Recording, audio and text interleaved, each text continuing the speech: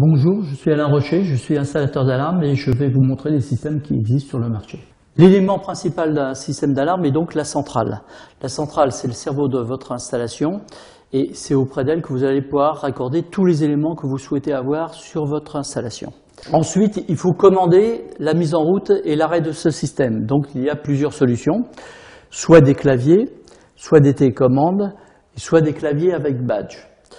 En ce qui me concerne, je préfère toujours le clavier, car celui-ci est fixé sur les murs de la maison et on ne risque pas de le perdre ou de se faire arracher son sac à main avec la carte d'identité, les clés de la maison, lorsque on l'a sur soi. Ensuite, il y a les éléments de détection, qui sont de plusieurs sortes. Vous avez le détecteur volumétrique, qui va prendre la totalité du volume d'une pièce.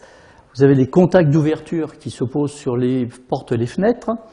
Vous avez également des détecteurs extérieurs que vous avez ici, qui se fixent donc à l'extérieur de votre maison, sur les murs même de la maison, et qui permettent de détecter le cambrioleur avant même qu'il tente une intrusion. C'est-à-dire que vos volets, vos fenêtres ne se retrouvent pas cassés, car l'alarme se déclenche et à l'aide d'une sirène extérieure, le cambrioleur est tout de suite prévenu qu'il a été détecté.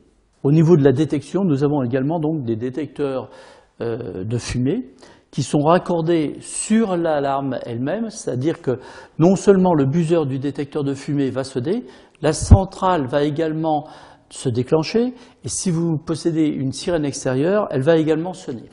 Au niveau de la dissuasion, la sirène extérieure est très importante. Il est vrai que les voisins ne se déplacent pas beaucoup, mais le cambrioleur ne connaît jamais votre installation. Donc celui-ci ne sait pas si vous êtes raccordé à vos parents, vos voisins qui habitent à proximité, si vous êtes relié à une télésurveillance, et à partir du moment où l'alarme se déclenche, il est en danger.